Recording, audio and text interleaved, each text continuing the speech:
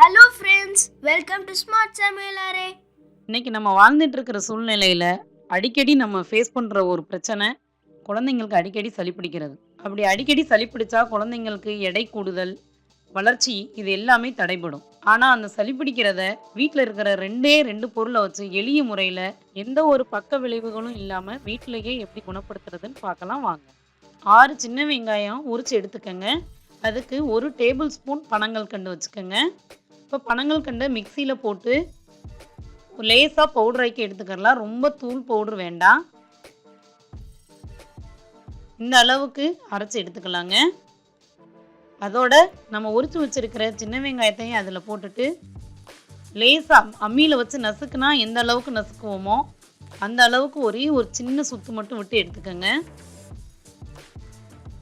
பாருங்க, இந்த அளவுக்கு இருந்தால் போதும். இப்போ இதில் கலெக்ட் பண்ணி பிளேட்டோட ஒரு கார்னரில் வச்சுக்கிறலாம். பாருங்க, நம்ம எடுத்து வச்சிருக்கிற பேஸ்ட்ல இருந்து சாறு வர ஆரம்பிச்சிருச்சு. இந்த சாறை எப்படி கலெக்ட் பண்ணுறதுனா, பிளேட்டை வந்து ஒரு உயரமான இடத்துல ஸ்லாண்டிங்காக வைக்கணும். நான் இப்போ உங்களுக்கு ஸ்பூன் வச்சு காமிக்கிறேன். இந்த மாதிரி வைக்கையில் ட்ராப்ஸாக அதுலேருந்து சாறு வர ஆரம்பிக்கும். இந்த ப்ராசஸ் வந்து அரை மணி நேரத்துலேருந்து 1 மணி நேரம் வரைக்கும் இருக்குங்க. இந்த சாறை வந்து குழந்தைங்களுக்கு வெறும் வயிற்றுல தான் கொடுக்கணும்.